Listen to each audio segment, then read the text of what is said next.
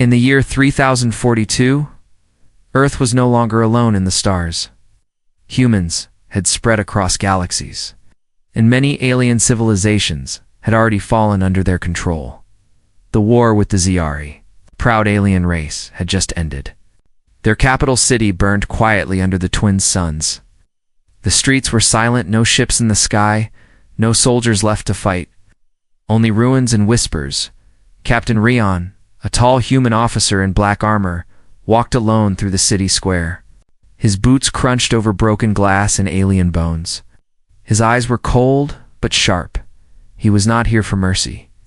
He was here for information. From behind a half-broken statue, a figure stepped out. A woman, cloaked in dark red robes, her face covered. Her movement was slow and careful, as if afraid of being seen. Rayan stopped. His hand moved near his pulse blaster. "Who are you?" he asked. The woman raised her hands. "Don't shoot," she said softly. Her voice was calm yet heavy with fear. She took a few steps closer. Rayan noticed something strange. Her skin shimmered faintly under the sun. Not like any humans. Not like any known alien tech either. He kept his weapon ready. Then, the woman slowly pulled back her hood. She was Zeyari. Tall, silver blue skin, dark glowing eyes. A long scar ran from her neck to her collarbone. She looked tired, hungry, desperate. "I have nothing left," she said. "No family, no army, no future." Rayan stared at her in silence. "I heard stories about you," she continued. "You don't kill without reason. You listen before you judge." Rayan didn't answer. Then she said something unexpected. "My body is the only currency I have." She whispered, "Please, be gentle." There was a long silence. Even the wind seemed to stop. Rayan stepped closer, eyes sharp. "You think I'm here for that?" She shook her head. "I think you're here for something more, and I have it." He raised an eyebrow. "Then why offer your body?" "'Cause that's all you people ever ask for," she said, her voice cracking. "When the war ends, the taking begins." Rayan paused. Something in her voice didn't sound like a lie. "I don't buy bodies," he finally said. "I buy secrets." Her eyes lit up. "And let me trade." He folded his arms. "What kind of secret? It's the kind that scares your high command?" She leaned in close. "There's something buried beneath this city. Something your people want, but they don't understand. If you take it, it could destroy you all." Rayan didn't flinch. "We've already taken your world," she smiled bitterly. "Not what I meant." For a second, Rayan felt a strange chill. Was this a trap? Or was she truly trying to warn him? He stepped aside. "Walk with me," slowly. Moved through the ruined streets, the shadows long and silent.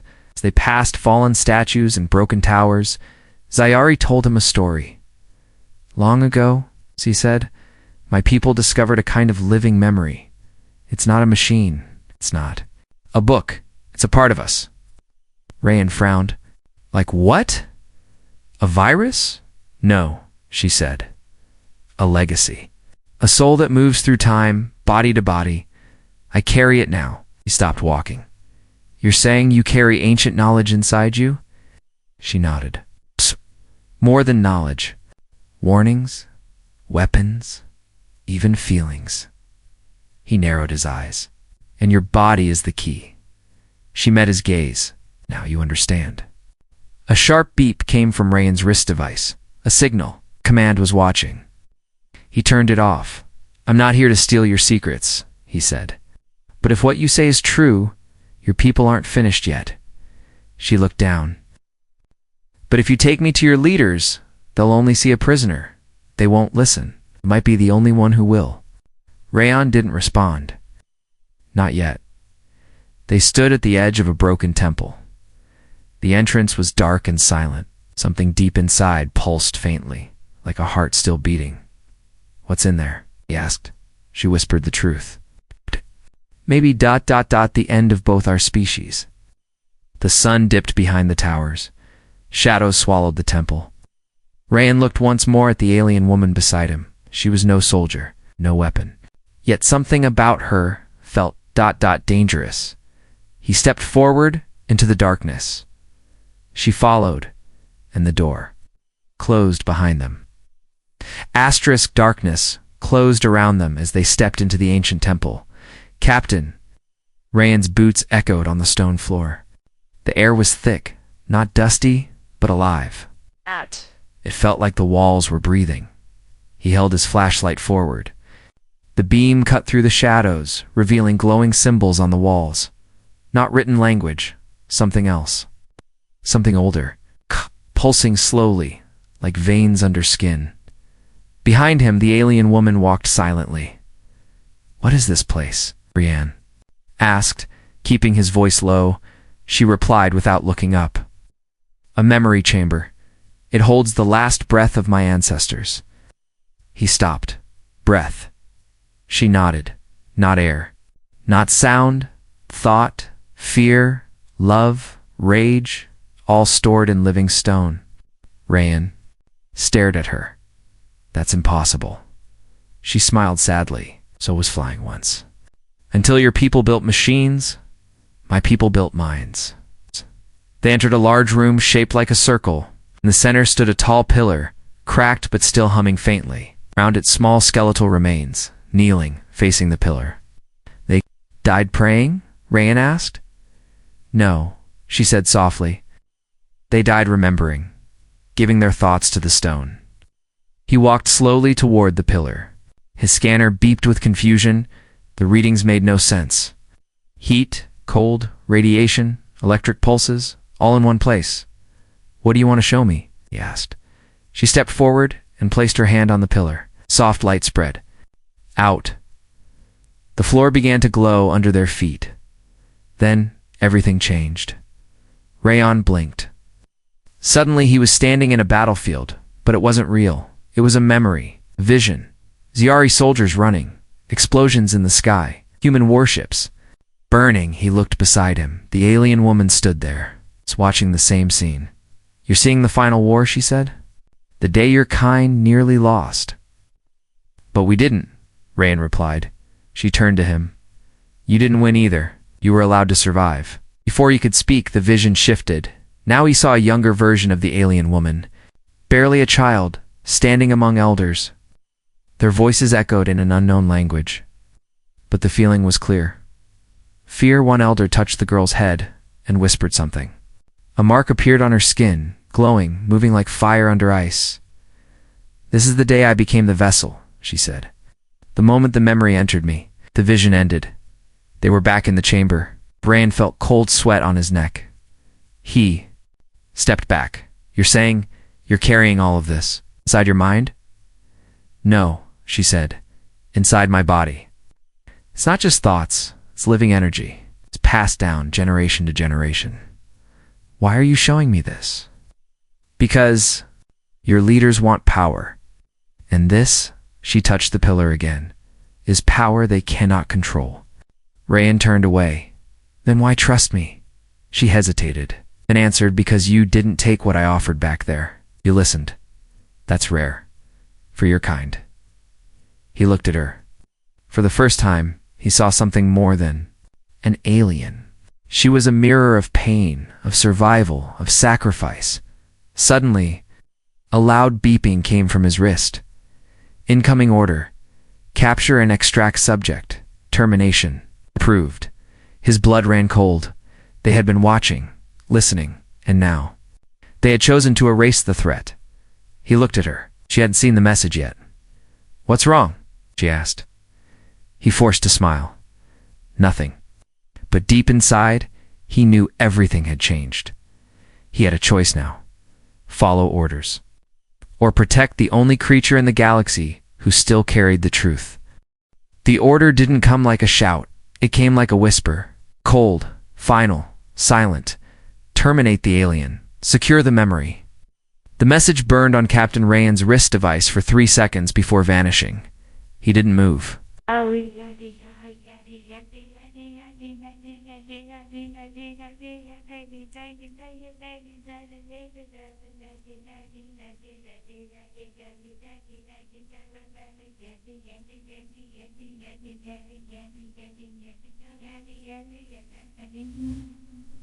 The menacle was in Taltfent. Well, I'll squaddle the monich of all commanager.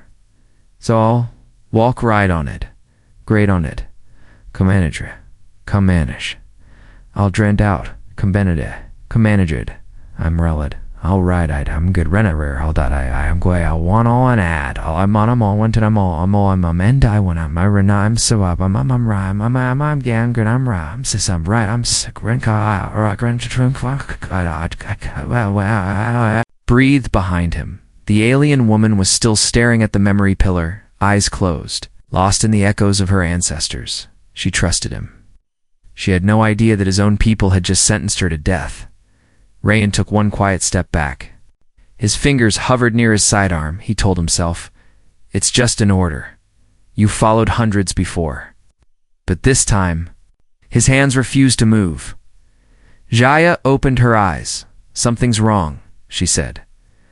Rayan kept his face calm. "Why? The air. It changed. You changed." Rayan's voice was flat.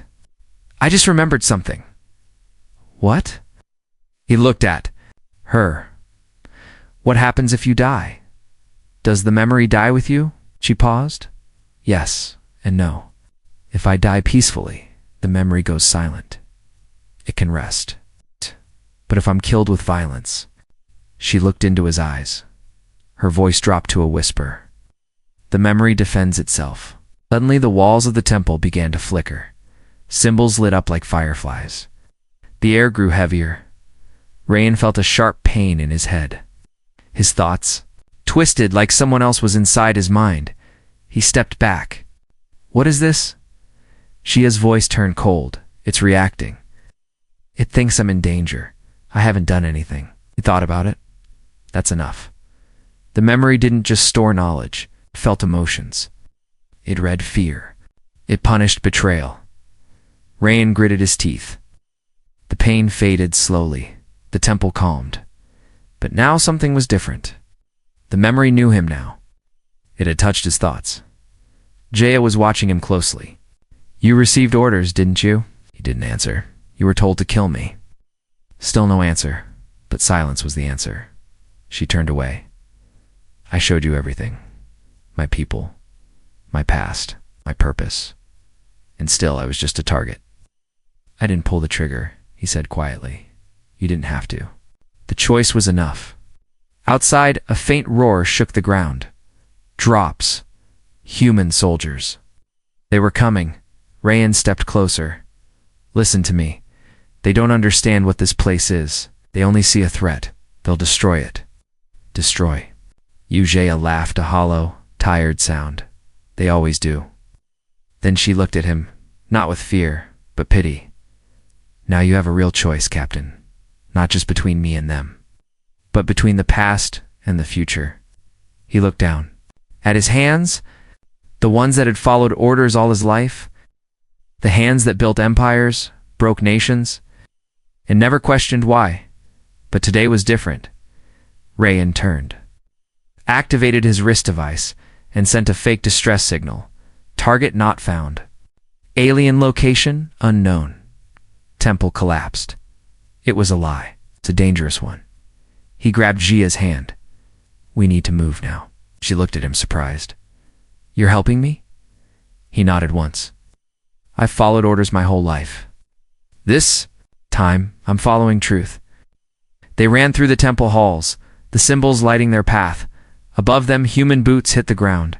Below them, something ancient stirred, and behind them, the memory whispered, "One life can change the fate of stars." Asterisk trust dies quietly. Not with gunfire, not with shouting, but with silence. Followed by footsteps that aren't supposed to be there. Captain Rayan heard those footsteps now. They weren't his. They weren't hers. They were human. He and Jaya were halfway through the temple's tunnels, running toward a hidden exit. When the sound echoed down the stone corridor, Rayan stopped. 3 soldiers. Same black armor as his. Same emblem. But their weapons were raised. "Captain Rayan," said the lead soldier, "you're under arrest for treason." Shea froze behind him. Rayan raised his hands. "I've already sent my report. The alien is gone. There's nothing here." The soldier stepped forward. "Command decrypted your signal. They know you lied. They know she's with you." Rayan's jaw tightened. He looked at the other 2 soldiers, younger, nervous, not killers, but she's not a threat. Rayan said, "She carries knowledge, not weapons." Yeah. The soldier didn't blink. "Command says otherwise." He turned his gun toward Jaya. She didn't scream, didn't run. She simply looked at Rayan. He remembered what she told him in the chamber. "If I'm killed with violence, ... the memory defends itself." And now it did. The air snapped. The walls shivered. And in one terrifying second, the memory woke up. The lights in the tunnel turned red. The stone glowed like fire. Voices, whispers began to echo around. Then the young soldiers staggered back. "What is this? What's happening?" Rayan shouted. "Drop your weapons." "It's the memory, it's reacting." But they didn't listen. They opened fire, Jaya cried out. Not in pain, but in warning. "Don't. If you kill me now, this place will remember you." One shot grazed her shoulder. She stumbled back. Blood, silver blue, hit the floor. The memory screamed. Suddenly a vision exploded through the room. All 3 soldiers fell to their knees, clutching their heads. Their minds were being shown the past, their worst fears, their guilt, their hidden truths. One soldier sobbed, "I see. My brother. I left him behind." Another begged, "Please. I didn't mean to. Please." Then silence. All 3 collapsed, breathing but unconscious. Broken by something they didn't understand, Rayan grabbed Jaya. "We have to go now." She was weak, but alive. Her body was shaking. The memory, it doesn't want to hurt, but it protects. He nodded. "So do I." They reached the odd hidden exit, a sealed chamber at the edge of the city ruins. Rayan forced the lock open with his emergency code. As they stepped into the sunlight, Shea looked back. "Your people won't stop," she said. "You disobeyed. They'll hunt you." Rayan looked at the sky where human dropships circled. "Like vultures, I know," he said. "But I'm not the same man they trained." High above them in orbit, the High Command received the signal. "Captain Rayan has gone dark. Squad 9 is unresponsive. Alien threat may be active." In the shadows of space, new orders were typed. New objective: terminate Rayan, recover the subject. No mercy. And somewhere deep inside the memory, a new voice had been added. His voice. A human voice. One that chose truth over orders. The sky wasn't blue anymore. It was a battlefield. Flames, smoke, shadows of warships hanging like vultures. Captain Rayan pushed the stolen hovercraft to its limit. Controls sparked under his hands. The engine groaned. Behind him, human. Drones screamed through the air, following like bloodhounds. In the back seat, Jaya was barely conscious. Her skin had lost its glow. Her wound wasn't deep, but the memory inside her, it was unstable. "Just hold on," Rayan said. "I'll get us out." She opened one eye. "You shouldn't have done this." He didn't look back. Too late for should. They burst through the mountains that guarded the ruins and flew into the black zone, the uncharted part of the system. No colonies, no satellites, no help. Only ghosts. "There's an old station," Jaya whispered. "Abandoned. Half dead. We can hide there." Rayan scanned the maps. There it was. A name long erased. Station K-47. Decommissioned. Forbidden zone. Perfect. But the drones were still behind them, getting closer. Suddenly a warning light blinked red. Fuel low. Power failing. Rayan's voice stayed calm, but inside he was breaking. "Hold tight," he said. "This is going to get messy." Altitude. He dropped altitude fast. At The hovercraft dove toward a thick dust cloud near the station. The drones fired mist. They disappeared into the storm. Silence. They made it. Inside the ruined station, everything was dark. Metal creaked. Lights flickered like dying stars. Smelled of rust, oil, and old death. Rayan carried Jaya through broken halls, past cracked doors, and hanging wires. He found an old med bay. Laid her down, tried to stop the bleeding. She grabbed his hand. "You don't understand what's coming," she whispered. He stared at her. "Then tell me." Jaya looked weak, but her voice became stronger, like something inside her was speaking with her. "I wasn't just a carrier," she said. "I was chosen because my body could survive. The final evolution." Rayan frowned. "Evolution?" Jaya nodded. "The memory doesn't just hold the past, it learns. It adapts. When it finds the right host, it grows." He stepped back. "What does it want to become?" She looked at him. Her eyes glowed faintly, something the galaxy has never seen. A living being made of truth, pain, and choice.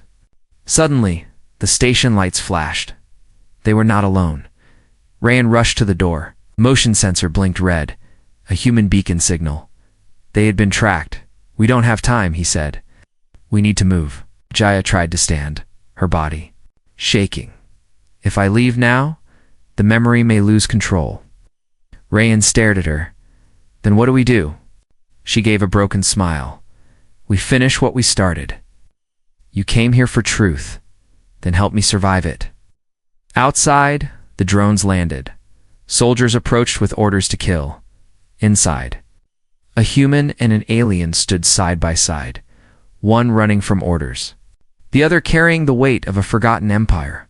And somewhere in the walls of the station, the memory listened. It remembered, and it waited. But Rayan's wasn't beating, not when he saw what her blood was doing. On the cold floor of the ruined station, a few drops of Gaia's silver-blue blood glowed softly. Then began to move, not flow. Move, as if searching, thinking. He took one step back. "What is that?" he asked. Jaya sat up slowly, her skin pale, her breath shaky. "It's not blood, not like yours. It's memory, alive." Rayan stared. "Your body's alive inside." She nodded. "My veins carry the voices of thousands. My bones hold wars. My skin remembers pain. I am not just one person. I am all of them." Suddenly, the blood drew a perfect circle on the floor. A symbol appeared, ancient and unreadable. And then, from the walls, the station's dead lights turned on. Shia's voice grew stronger. "You wanted the truth, Rayan? And hear it now. I was never just a woman. I was chosen to become something else, a final form, a bridge between what was and what could be." He whispered, "A weapon?" She looked at him. "No, a warning." The memory inside her was changing, merging, becoming something that could no longer be controlled, not even by her. "If I live," she said, "I may become the first of a new kind. If I die, your people may be safe. For now." Rayan stepped forward. "You think I'd let them kill you?" She looked at him sadly. "I think they already planned to kill both of us." Outside, the station shook. Human soldiers had breached the perimeter. Explosives, drones, heavy boots on steel floors. Inside, Rayan loaded his weapon. But he wasn't afraid of them anymore. He was afraid of her, because now he understood. Jaya was not offering her body as a gift. She was offering a future, one built from everything humanity feared. And in her presence, Rayan felt something terrifying. The human race was no longer the most evolved species in the galaxy. Jaya stood up. Her wound had stopped bleeding. The glow in her veins had spread to her arms, her chest, her eyes. The memory was fusing with her body fully. Finally, she turned to him. "If I step outside, they will shoot. If I stay in here, the memory may break free. So I ask you once more, Captain Rayan, what will you choose?" Rayan stared at the woman, or was she still a woman? Maybe not. maybe something new, but her voice was still hers, and somehow that gave him hope. The doors exploded open. Flashlights, guns, orders shouted. But Rayon stood in front of her, weapon down, arms wide. "She's not your enemy," he said. "She's your second chance." The soldiers didn't lower their weapons. But something in the air changed. A whisper. A pressure. The memory was watching again. Gia's voice echoed from her mouth and from the walls. "I was never meant to survive. I was meant to be the final question." Now, humanity had to answer. Some choices don't feel like choices at all. They feel like standing at the edge of a cliff, with the whole world behind you shouting, "Jump!" That's where Captain Rayan stood now, in front of him. A circle of armed human soldiers, weapons locked, orders clear. Behind him, Jaya no longer just a woman, but something more, something ancient, something becoming. The memory inside her was fully awake, glowing in her skin, humming in her breath. It was beautiful and terrifying. A voice crackled through a command drone above. "Step aside, Captain Rayan. This is your final warning." Rayan didn't move. He held up his weapon, not at them, but at the air, like a symbol. "She's not a bomb. She's not a virus. She's a mirror," he said. "You shoot her, and you're shooting the truth we don't want to face." The soldiers hesitated. Jaya stepped forward, her voice calm, strong.